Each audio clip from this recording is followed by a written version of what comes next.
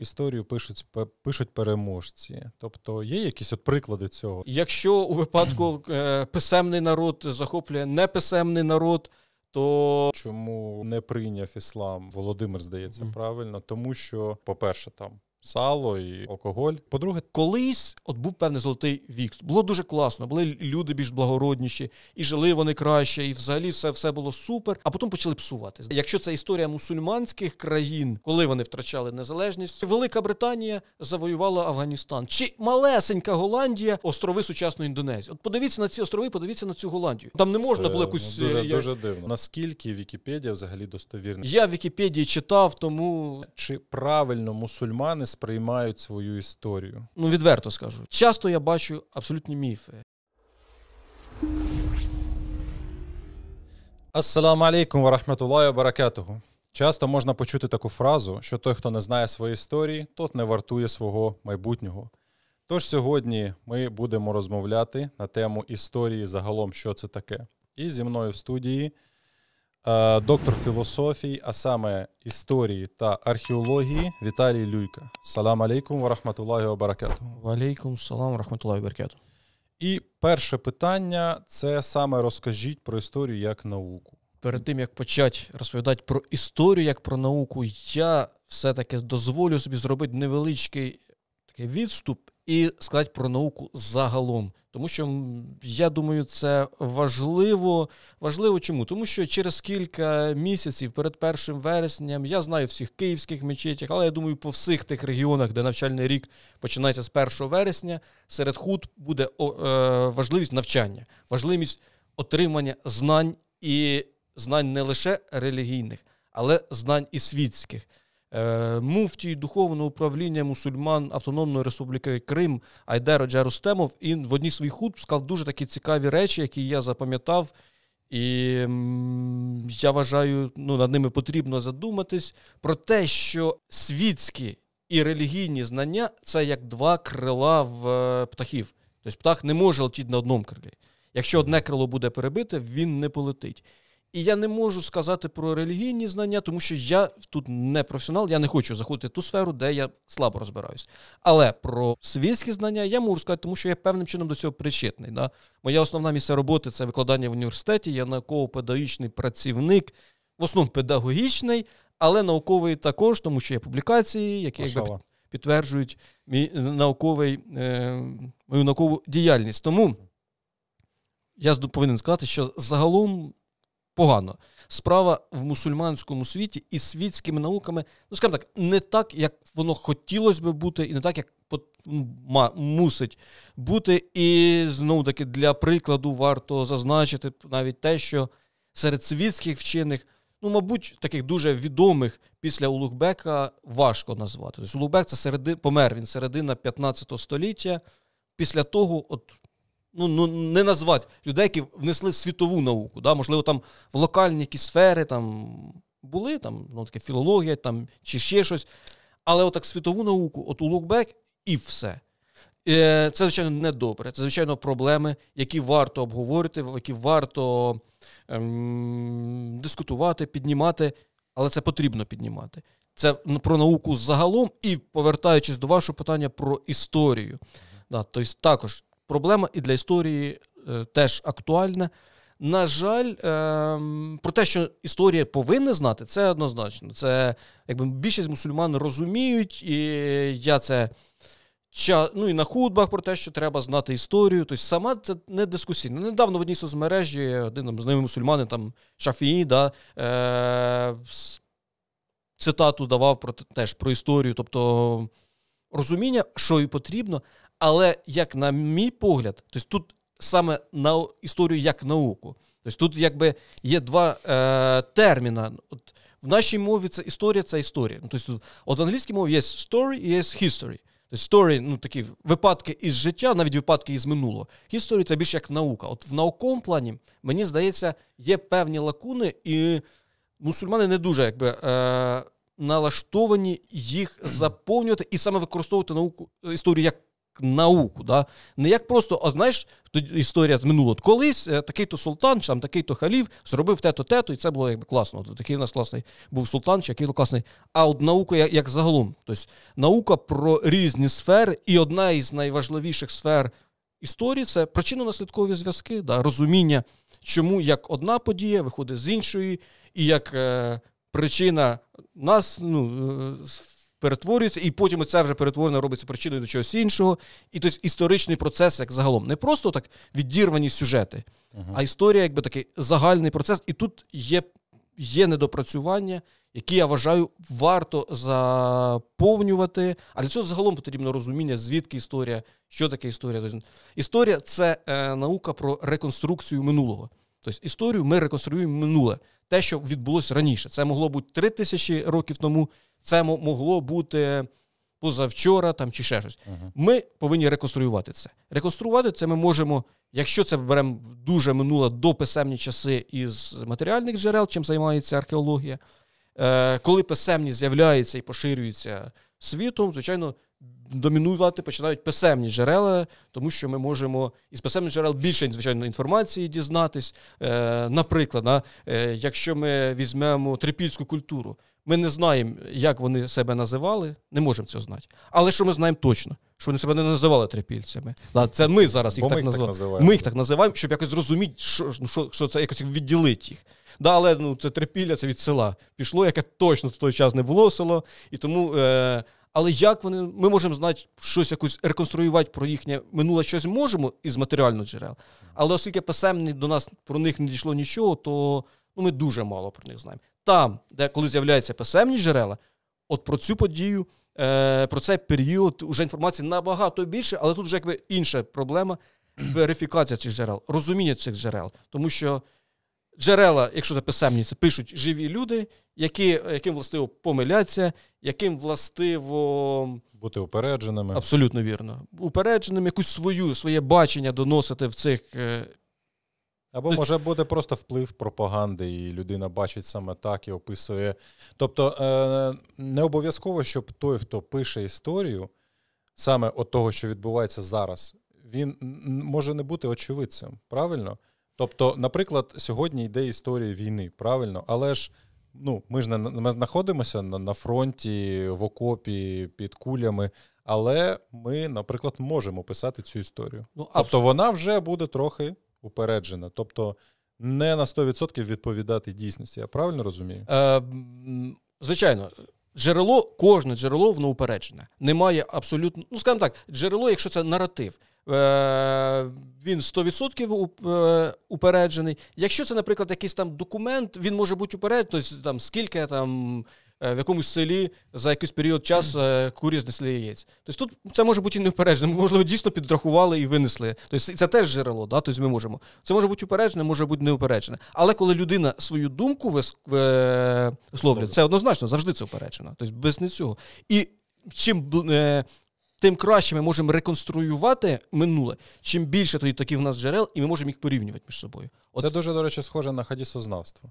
Тобто там так само, тобто чим більше джерел, тобто ми починаємо порівнювати, дізнаватися, чи той чи інший передатчик існаду, він правду казав чи ні, помилявся він чи ні і так далі. І таким чином визначається потім взагалі достовірність навіть хадісів. Тобто дуже схоже на історичні працю з джерелами, правильно? Я не розумію, так? Абсолютно, так. Супер. Часто можна почути про те, що взагалі історію переписують. Ми розуміємо, що так, вона може бути написана упередженою людиною або є якісь наративи, але мається на увазі, коли є або наказ там партії умовної, або держави, не знаю, президента або короля, і тобто вона саме цілеспрямовано переписується таким чином, щоб підвести людей до якоїсь конкретної тези. Можливо, там знищуються реальні якісь історичні артефакти. Як це взагалі відбувається? Таке буває часто? Є якісь приклади, можливо? Почну ще з того, що в принципі переписування – це нормально, тому що відкриваються нові джерела, і це наука, яка не зупинилася, наука, яка розвивається, і нові джерела змушують нас переглядати уже написані певні тексти, і це добре. Сама подія добре. Але про те, що ви кажете, так, звичайно, інколи переписується не стільки, тому що знайшли якийсь новий матеріал, скільки якби з'явилася у держави ідеологія, і під цю ідеологію створюється наратив. Таке воно, звичайно, є. Заперечувати очевидні речі безглуздо. Боротися з цим, в тоталітарній державі особливо історик точно не побореться. Але людина, яка цікава, тобто наскільки людині самі ця історія?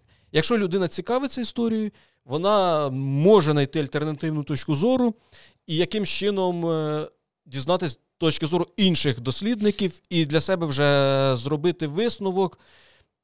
Звичайно, вона буде теж висновок зробити своїх переконань, але все-таки іншу точку зору дістати можемо. Якщо людина мало історією цікавиться, але просто вона почула їй це достатньо, тобто тут важко працювати. Тобто, тут треба зацікавити, щоб людина загалом цю інформацію хотіла почути, щоб вона була налаштований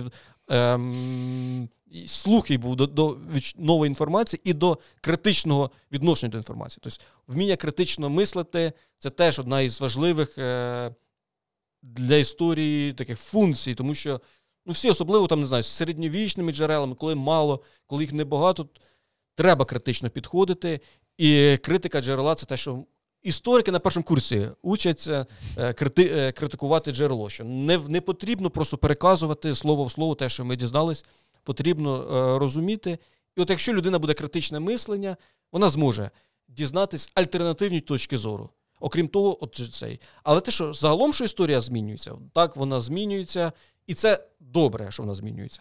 Те, що вона змінюється під певну політичну кон'юнктуру, це погано, такий наш світ. Ще є відомий вислів, те, що історію пишуть переможці. Тобто є якісь приклади цього? Це реально? Звичайно, так, я розумію, але... Якщо у випадку писемний народ захоплює неписемний народ, то 100%, звичайно, писемний народ напише це. Навпаки, от я навіть не пам'ятаю, геть навпаки, щоб там навіть, якщо це такий народ, наприклад, навіть монголи, вони швидко знайшли такий певний апарат серед китайців, серед персів, серед цих, яким певні наративи для них створювали. Але, відповідаючи на ваше питання, геть недавно я прочитав, цікаве таке порівняння, що ми краще знаємо, як монголи при Чингісхану боролися з ісламом, ніж в Центральній Азії, ніж як боролися комуністи в 30-х роках з ісламом в Центральній Азії. Чому? Тому що під час монгольського нашестя були автори, які це все описували.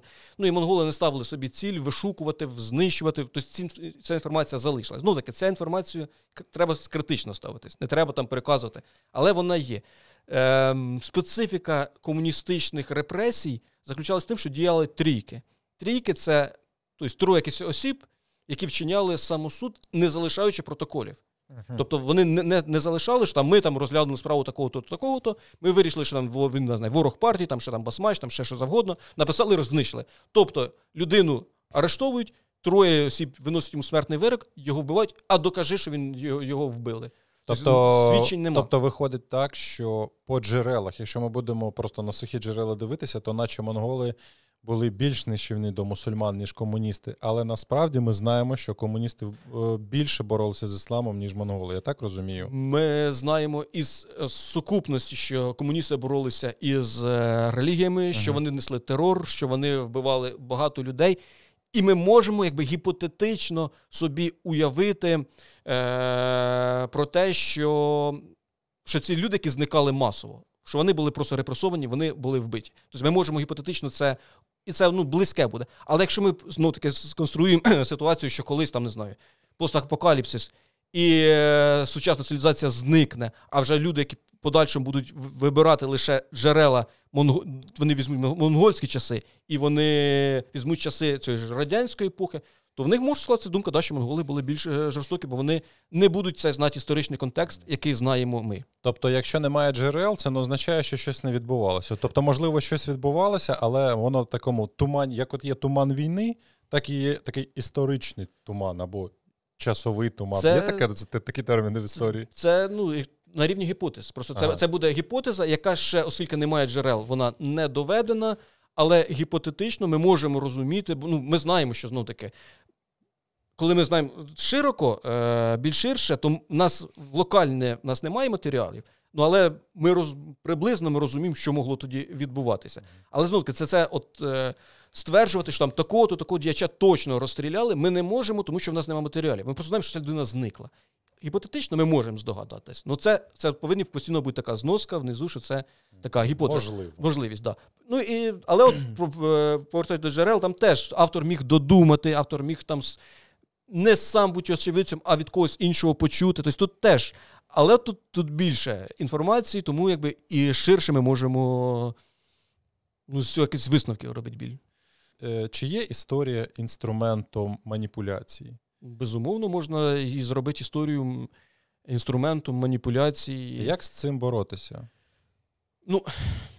Загалом поборотися цим неможливо, тому що часто історію використовують, щоб казати те, що людина хоче почути. Якщо людина хоче щось почути, то легко їй буде маніпулювати, тому що вона це хоче почути, і їй це кажуть. А чомусь сумніватись в тому, що вона і так вважає. Що люди хочуть чути по історії? В основному люди хочуть чути про те, якими ми раніше були ці. Загалом це дуже... Класні, які ми класні. Да. Це цікава тема. Ще на першому курсі, пам'ятаю, одне із навіщо, як виникла історія, навіщо, була така концепція. Раніше вона існувала і була дуже поширена. Концепція так званого золотого віку. Вона навіть, наскільки пам'ятаю, навіть в античних писемних уже джерелах зафіксована, наскільки пам'ятаю, не буду стверджувати на 100%. І можемо, що воно могло і раніше бути. В чому її суть? Що колись був певний золотий вік. Було дуже класно, були люди більш благородніші, і жили вони краще, і взагалі все було супер, а потім почали псуватись. Да? Вже молодь стала інша, вже не те. І значення історик це той, який просто розповідає про те, як раніше було класно, да? Процитую, як раніше було класно, якими ми раніше було класні. І ця інформація, доносячи до теперішнього покоління, якось не те, що поверне це золоте століття, але як мінімум вплине і особи почнуть інакше діяти. Тобто, така це ж маніпуляція. Звичайно. Але в такому в гарному ключі. В гарному, не в гарному, але це така була. І зараз деякі дійсно на це розраховують. Тобто, історія, розкажи, якими колись було це. Потім наука, історія розвивалася, виникали інші потреби, і, наприклад, інші потреби дослідити і якомога точніше описати якесь явище, щоб потім інші експерти змогли з цього опису зробити певні висновки і використати цей інструмент. Як на мене, це більш важливіше і більш корисніше завдання. Навіть такий історичний приклад наведу. Коли голландці завойовували Індонезію, найдовше вони не могли завоювати такий регіон, як Ачех. Ачех, я не володію цією мовою, на жаль, я дуже приблизно, дуже довго не могли заволодіти цим регіоном. Вони міста завоювали, далі вони було важко просуватись. І для того, щоб якось це питання здійснити, таке завоювати до кінця, захопити, вирішити, вони звернулися до місцевого науковця, історика-арабіста, який розбирався в ісламі, який добре знав мусульманську культуру, світогляд. І він приблизно їм пояснив, тобто спеціально цю людину було задіяно, він пояснив, як діяти, на яку там, між ними теж була гризня, як між 7 людьми, да, між цими ачехцями. Він казав, з ким треба співпрацювати, а ким ні. Який може бути слабка ланка. І в результаті його рекомендації, вони дали результат, і не просто, але все-таки голландці змогли і цей регіон завоювати також. Тому оця користь від його знань не просто розказують, що мусульмани, вони такі погані. Він чітко пояснив, що отут з цими можна працювати, з цими важче. Якщо навіть працювати з цими, на це вони поведуться, на це вони не поведуть. Добре, а не може виникнути інша ситуація, коли є така тема, як похибка вижившого, так? Тобто, коли ми бачимо і беремо лише ті історії, які люди вижили, і вони там щось розповідають. Але ж ми не можемо почути ті історії людей, які загинули. Тобто не може призвести те, що ми вивчаємо лише класні моменти з нашої історії до того, що ті погані моменти, які відбувалися в нашій історії, вони будуть так само відбуватися і повторюватися. Чому? Тому що ми не винесли тих уроків з того, що трапилось, і ми, можна сказати, на ті самі граблі постійно наступаємо. Ви самі на це питання відповіли. Тобто тут важко щось ще додати. Воно завжди так воно і буде. Тобто треба вивчати історію такою, якою вона є. Ну, скажімо так, намагатися якомога знати більше джерел, якщо вони існують, і ставити з них критично. Якою вона є, то знову таке, якщо в людини вже склалося, дуже чітко склалося бачення якесь, їй важко прийняти. Тобто вона, якщо вона хоче вірити, що там наші славетні предки могли завоювати всю планету, але змогли одне село, і то з них їх вибили, їй важко буде пройняти і сказати, що ні, там все було не так, все було складніше. Тобто тут вже багато що від самої людини також і розуміння, що писали упередження люди. Все це в сукупності варто знати, варто розуміти, що якісь джерела нас просто не дійшли. Але от якраз історія цим і займається, і професійний, академічний історик, в нього завжди буде своя точка зору. Тобто він повинен знати всі гіпотези. Він скаже, що так, але я вважаю, що правильна гіпотеза як тато-тато.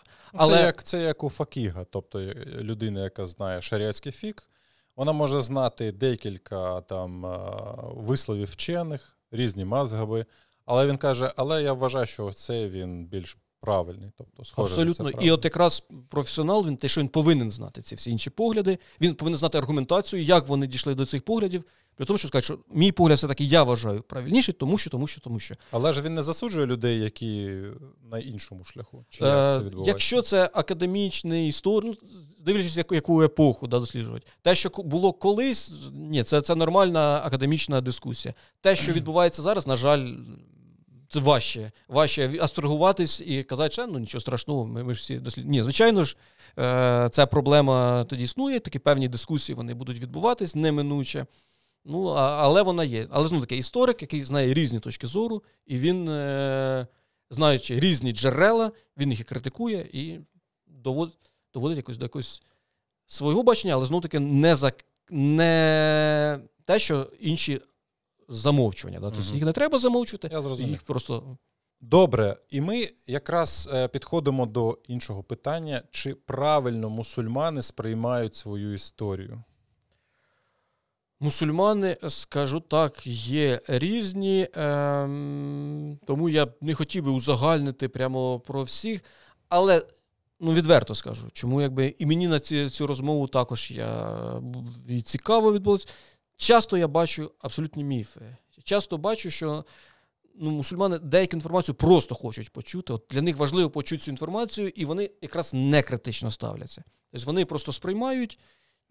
Тобто для них оця концепція золотого віку важливіша, ніж концепція такого намагання розібрати, щоб потім використати інформацію для якоїсь там експертної думки, для стратегічного майбутнього рішення. Мусульманської умми. Да. Які найпоширеніші такі фейки, от ви знаєте? Серед мусульман, які поширені саме серед мусульман? Серед мусульман багато. До якийсь момент я навіть вирішив збірку зробити. Якось потрібно навіть розібрати їх багато. Навіть окремі групи, щось Islam History, там були ще в якісь заборонених тепер соцмережах. Я колись заходив і за голову брався, там кожна третя, це щось, відверто. Наприклад, можна відверто. Але мені подобається шаблонна така історія. Там змінюється постійно султан османський, але це обов'язково султан і обов'язково конкретно країна-антагоніст. Країна-антагоніст – це Франція. Отакий міф найчастіше в варіації, що Сулейман кануні, він дізнався, що в Франції там танцюють люди і прижимаються чоловіки і жінки один до одного. І він, як ж це так? І він щось там написав, якийсь лист, загальний, тобто не пам'ятаю дослівно, що от якщо ви не станете цим займатися такими речами, то ми там свої війська направимо і там научимо вас танцювати. Щось якось таким чином. І там на певний час французи перестали танцювати. Це відверта маячня, французи не переставали танцювати. І це такий варіант поширений. Але я чув інші варіанти цього ж. про Абдуль-Хаміда II, якщо не помиляюсь, що він також, в тому тексті дуже цікаво, що він написав королю Франції, хоча вже при Абдуль-Хаміді в Франції королів не було. Але він написав королю Франції, бо там якась опера, чи там щось висміювання, пророка нашого салам, чи щось подібне. Він написав листа, і що якщо ви не перестанете це робити, то це, маячня. Точно не таких листів не було. І навіть мислення такого не було. Тоді не займалися певними такими залякуванням. Тоді, якби він міг завоювати Францію, він би завоював би Францію. От такого, що, а якщо ви щось не зробите, я свої війська, ні, таких міфів не було. І це дуже схоже, як от росіяни постійно, вони там щось кажуть, от червоні лінії, ви от лише зробіть, і ми одразу вас там вдаримо, радіоактивний там попіл і все таке інше. Дуже схоже на такі наративи. Але це наше уявлення. Тоді такого уявлення не було, але це знов-таки одна із частин маніпуляцій про те, що от колись там якийсь був діяч, там, тоді люди тут навіть логічно подумати. От він навіть відправив цей лист там тому королю Франції, якого не існувало вже на той момент. Це якщо Абдуль-Хамід при Сулеймані були. Що може зробити цей король? Зробити указ, все, танцювати заборонено. У випадку цього міфа про Сулеймана саме так, що французи перестали танцювати. Воно навіть звучить якось дуже, як але, на жаль, вірять. Це не схоже на правду. В тому суть, що ті, які ще трошечки хоча б знають історію Франції, вони розуміють, що це зовсім не відповідає дійсності. Але їм хочеться вірити. От в Абдуль-Хаміда II, такий серед багатьох мусульман, я помітив, з чим це пов'язано, мені важко сказати, мабуть, турецьким кінематографом, з турецьким серіалом, є такий аріол такого видатного діяча. Да, його якби, хочеться вірити, що його французи боялись. Про те, що французи забрали якраз Туніс під час його правління, просто забрали, да, вправом сил.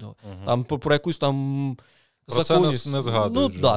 Це вже така справа. А от що він оперу якась там заборонили оперу, тому що він якийсь лист написав. Про це. Взагалі, ця тенденція, вона мене трохи лякає, тому що ми знаємо, що, по-перше, не можна розповсюджувати неправдиву інформацію. Тобто є аят в Корані, який каже «Інджа алякум фасикун бінабаїн, фатабайяну ан тусибу қауман біджагаля». Тобто, якщо до вас прийшов фасик, тобто грішна людина, то не беріть від неї, з якоюсь новиною, то не беріть цю новину і не розповсюджуйте її серед людей, щоб не постраждали інші люди.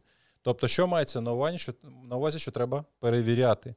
А зараз, коли з'явилось інтернет, соціальні мережі, дуже багато розповсюдження йде ось таких от якихось наративів, історій, які, взагалі не мають ніякого підґрунтя і підтвердження. Тобто, ми, як мусульмани, які користуємося соцмережами, маємо за цим стежити і не розповсюджувати цю інформацію. І навпаки казати, ні, це неправда, я там перевірив, це треба видалити, цей пост там і так далі. Правильно?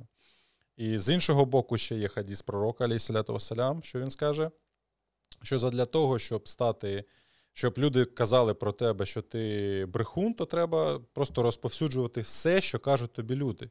Тобто, що це мається на увазі з цього хадісу? Що не треба розповсюджувати все, що кажуть люди. Тобто, треба перевіряти інформацію. Які ви знаєте міфи, які є про мусульман, які розповсюджені серед немусульман, серед невіруючих? На відміну від мусульманських, які, на жаль, не заперечуються, і мусульмани хочуть це вірити, про мусульман від немусульман, багато таких міфів я чув, як багато. Якісь міфи в основному я чув такого побутового рівня, що про те, що чому мусульмани в Рамадан не їдять вдень, а лише вночі, бо Всевишній не бачить вночі, тому це широке. Щодо історії, звичайно, теж є. Мабуть, для історії України найтака відоміша це так званий лист. Який пишуть козаки. Козаки відповідають султану. Там він якби є відповідь, що спочатку султан написав там теж такий текст, де він там називає себе братом сонця і місяця, там, і ще щось, і пропонує козакам просто добровільно здатися, козаки ні, і вони там висміюють його, там, в всяких таких текстах. Звичайно, це така містифікація. Серед сучасних серйозних істориків жоден не вважає, перший, немає цього тексту. Да? До нас доходять якісь пізніші перекази. Але ще картина Репіна. Репін, здається, ні. В Репіна, да, є якийсь певний текст більш пізнішої. Тобто є думка, що якийсь лист був, хоча більш дипломатичний, просто не дійшов, а вже подальшому перед це. Є, що це загалом фантазія і ніякого і не було цього. Для себе недавно я дізнався про те, що майже всіх європейських сусідніх народів з Османської імперії був подібний такий жанр. Тобто, що ми тут не були унікальні, що вони цьому народу писали, начебто султан писав лист, там, умовно кажучи, там, австрійцям, да, що там, шановні, можливо, конкретно австрійці ці, але здавайтеся, там, державі Габсбургів, здавайтеся, і все буде добре. Вони казали ні, і такі смішливі висміювали султана. Приблизно цей жанр виникає в початок 17 століття, коли ще Османська імперія, в принципі, була сильна, і це як наслідок такої певної боязні османів, і от намагання місцевої еліти якби висміять ворог, тобто тут підхід був не зрозуміть, тобто це не та історія, до якої відходили голландці, коли хотіли Ачех завоювати. А це саме така висміювання свого опонента і от йому якби таке приписування цих нереальних речей. Я чесно сказати, я знаю цю історію, і на уроках історії, коли я був в технікумі, нам саме історик казав, що це міф, що це неправда. Для істориків це зрозуміло. Можливо, просто не всі історики це кажуть своїм студентам. Це зрозуміло, але от в це якби хотілося вірити. Але тут, бачите, іще один цікавий нюанс, можна трошки сусідню тему, от віра мусульман, що повертаючись до сулім, бо це я бачу і зараз, коли там відбуваються якісь негарні події, там, не знаю, спалення Корану десь. Того, що в нас немає сильного правителя. От коли був сильний правитель, тоді всі боялися, тоді вони б ніколи б не спалили це. Кореляції, я про кореляцію цю не знаю, але якщо вони існують, то навпаки. Чим був сильніше, умовно кажучи, халіф, чим мусульманська держава здавалася сусідам не мусульманським небезпечніше, тим більше було бруду, тим більше намагання свої еліти підняти на боротьбу. Тобто так, що ми не будемо писати якусь маячню, тому що в них, оце вже наше сучасне, модерне бачення. В середньовіччя так люди точно не мислили, тому от зараз приписати, якби був... Це наші часи. Раніше такого не було, тому... Насправді, окрім Аллаха, ніхто не знає, як би воно було, якби там щось було інакше. Тобто ми не можемо прорахувати якісь дії тих чи інших людей, які жили колись на ту чи іншу подію. Аллах знає, як воно було правильно. Якась сукупність... Тобто про це думати, це взагалі якась демагогія і просто якась філософія. Чому? Це з точки зору історії, приписування нашого бачення попереднім поколінням. Це така важлива сфера і... Оце якраз маніпуляція, да? Коли ми намагаємось своє бачення приписати минулим, і відповідно... я маю на увазі, що так робити ж не можна, це ж маніпуляція. Це маніпуляція, але вона є і... Маніпуляція може бути хорошою? Маніпуляція, знаєте, це як плацебо. От плацебо... Інколи ми можемо ще плацебо зробити... Я думаю, що плацебо, але... Мабуть, плацебо. Оце плацебо, мабуть, є моменти, коли воно якби в ньому користь. Але загалом, звичайно, ні. Коли замість якоїсь лікарської субстанції, яка дійсно лікує людині, давати там якийсь там, не знаю, порошок, від якого не користі... Людина може просто померти. Так. Від цього, звичайно ж, коли людина сама себе обманює, загалом це погано, да. Інколи, можна якийсь абстрактно придумати варіант, коли вона може бути в цьому користь, але загалом, звичайно, я знаю інший розповсюджений міф про мусульман, який є серед невіруючих. Вони кажуть, що в Корані написано «вбий кафіра, і ти попадеш в рай». Хочеш це перевірити дуже просто. Відкрий Коран і почитай, що там взагалі написано. Але вони це тиражують. і розповсюджують, і ось. Ну і міфи взагалі про вагабізм, є багато міфів, що от всі там вагабісти, терористи, коротше, і так далі. Ще такий момент, от щодо перевірки взагалі історії, джерел, фактів і так далі. Вікіпедія дуже розповсюджена. Чи можна її там перевіряти в Вікіпедії ті знання, які в тебе є? Тобто наскільки Вікіпедія взагалі достовірна? Її ж може писати майже будь-хто? Те, що... І відповідь на ваше питання. Писати... Дивлюся для чого? Там, не знаю, піддивитись якийсь там нюанс. Ну, я не скажу, що я ніколи не відкриваю Вікіпедію і не проглядаю. І теж. Але досліджувати, тобто, умовно кажучи, навіщо вам от цей? Щоб якийсь там дізнатись для себе, ну, принцип той самий енциклопедії, да? Тобто енциклопедія для чого? Щоб коротко дізнатись про якусь певну подію, обставину, там, я не знаю, про якогось діяча, про якусь, там, якщо не історію, там, не знаю, якусь пташечку, комашечку, ну, а чому ти... Чому? Можливо, навіть історичні якісь події.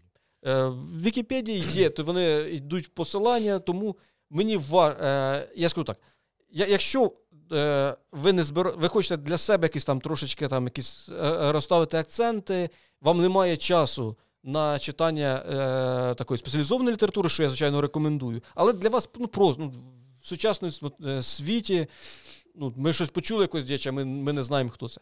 В яких загальних рисах, просто щоб Вікіпедія це не був останній аргумент, скажу так. Тобто, якщо ви зацікавились якомусь темою, то, будь ласка, більш ширше розглядайте і користуйтеся спеціалізованою літературою, монографіями, науковими статтями по цій темі.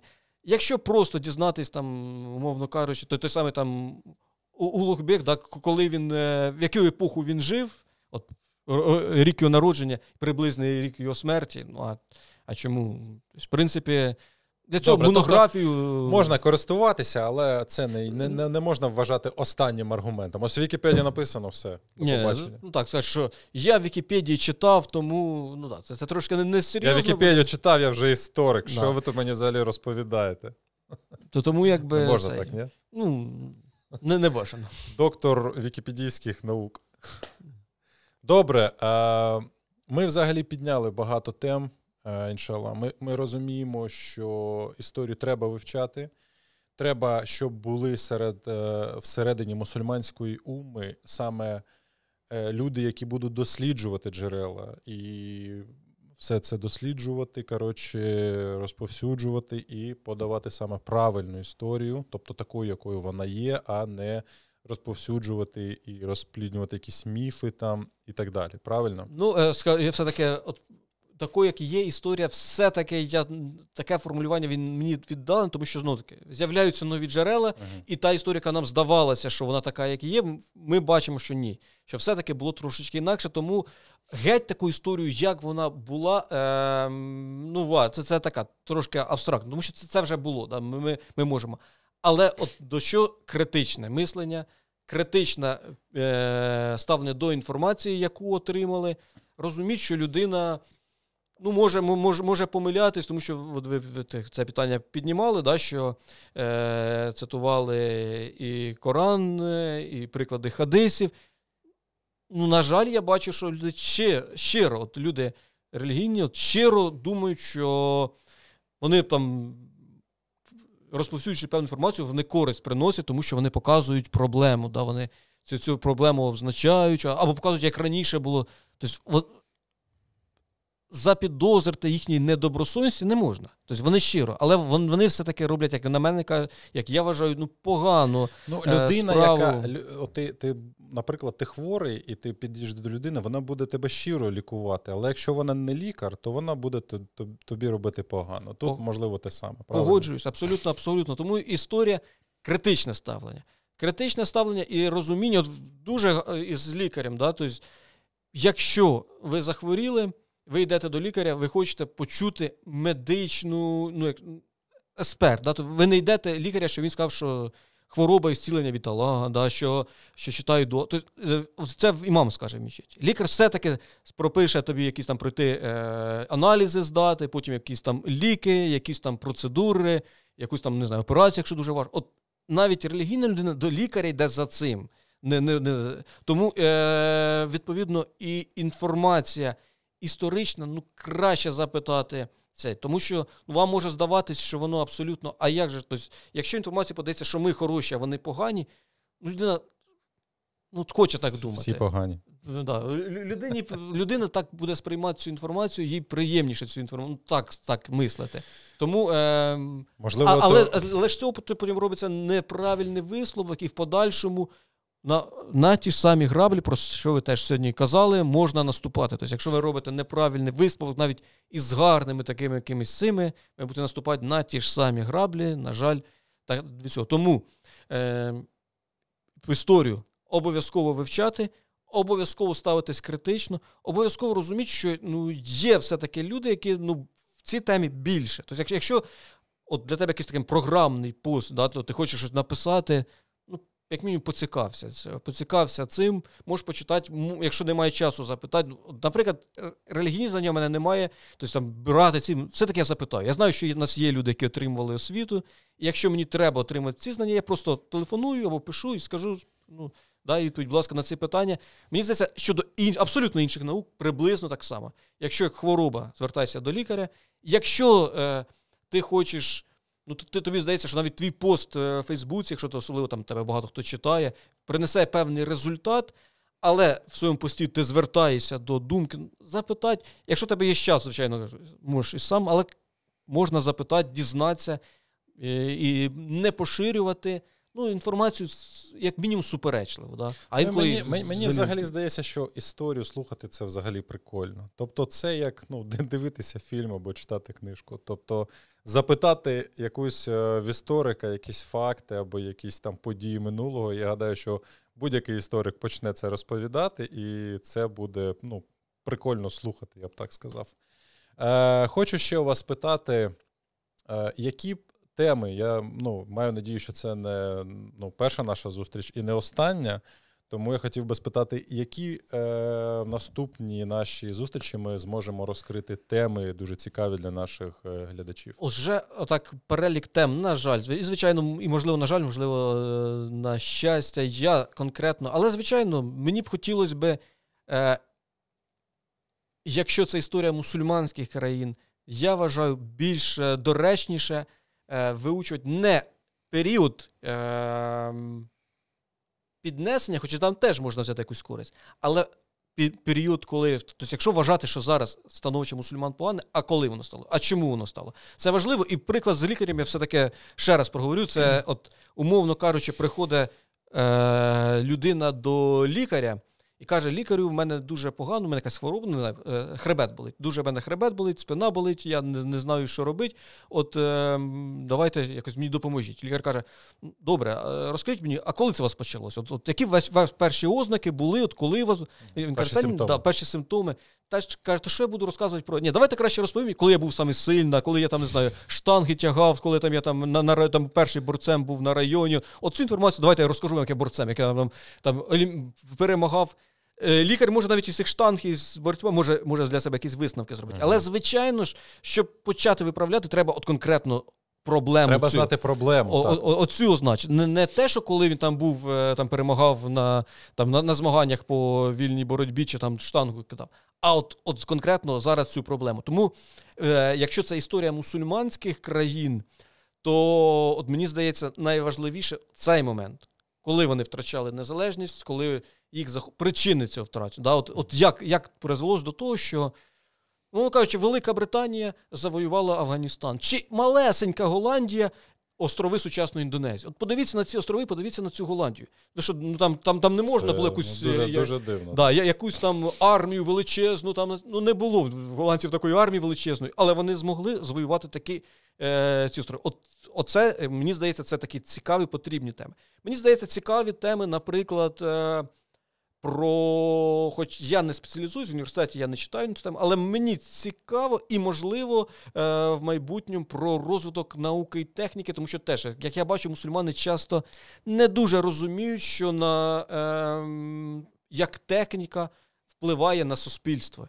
Суспільство, ми, які там існуємо вже за якогось там технологічного порядку, люди, які цього всього не знали, вони зовсім інакше. Мовно кажучи, там, не знаю... Світосприйняття, тобто різне у людей, які жили там 200 років тому, і тих людей, які зараз живуть правильно. Тобто техніка, вона не те, щоб вплинула на людину, повністю її змінила, але все ж таки вплив цей вона дуже вплинула, і вона в чомусь сильно людство змінила. І ми, маючи уже це, ми вже якби інакше мислимо, ніж особи, яких не було. Там відношення до книжок. Да? От у нас зараз є метод взяти і роздавати комусь книжки. Ну, все-таки раніше такого не було. І я дуже сумніваюся, що якби почули попередні покоління, да, що стають і роздають книжки. Вони були б шоковані. Вони сказали, припиніться, не робіть цього. Як роздавати книжки? Як ще так можна книжку роздавати? Тому що книжка раніше до виникнення друкованого пресу, це дуже була цінна річ. Це те саме, що зараз стояти і роздавати, там, не знаю, останні... Телефони, комп'ютери. MacBook, да, там, кинути в PDF на 100 МБ там, з якоюсь літературою там, релігійною. От даруй тобі цей MacBook, але ти обов'язково почитай, що написано в цій папці. Зараз це так само раніше книжки, тому що ж ми з вами сьогодні піднімали... Тут же ж питання, тому що вартість різна. Тобто раніше книжки були дорогі, а зараз дешеві. Тому зараз можна безкоштовно розповсюджувати літературу, а раніше це було, просто також можна, але де взяти на це кошти? Це як? Можна. Тоді були розповсюджені бібліотеки. Тобто, коли людина могла прийти, там, заплатити якісь там гроші і, в принципі, отримати будь-яку книгу. Дуже обмежено, тому книжки тоді були дуже великі. Добре, взагалі суть розмови не в цьому. Не в історії бібліотек. Тому розвиток дуже змінювався. Тому, в принципі, мені було б цікаво про це. Якщо не мусульманські країни, я вважаю, потрібно, тут вже навпаки. Тобто, якщо ми, умовно кажучи, кажемо, що комусь це не подобається, комусь це не подобається, але це факт. Сполучені Штати Америки – це найпотужніша країна в сучасному світі. Як це трапилось? От, в принципі, мені здається, я не спеціаліст, щоб глибоко занурюватись, але можна якось означити якісь риси. Чи можна ці просто переймати один в один? Це питання, знову-таки, це вже, мабуть, до людей з релігійними освітами і тому подібне, але означити, як вони... Все, що не має протиріч з ісламом, з шаріатом, Корану і Сунні, те можна брати. Проблеми немає. Тобто, в дискусіях різних різні думки, але я не буду в свою сферу лізти. Але от мені здається, що якщо ми беремо вже ближче до сучасності, то тут важливіше такі історії успіху певних країн. Мені здається, що можливо обирати. Це на майбутнє вже побачимо. Добре. Іншалла, побачимо. Я маю надію, що запишемо ще не одну, а декілька зустрічей на різні теми для того, щоб боротися з міфами і розповсюджувати, іншалла, історію. Баракаллаху фік, що завітали. Афік баракаллах. Ассаламу алейкум ва рахматуллахі ва баракатуху. Ва алейкум ассалам ва рахматуллахі ва баракатуху.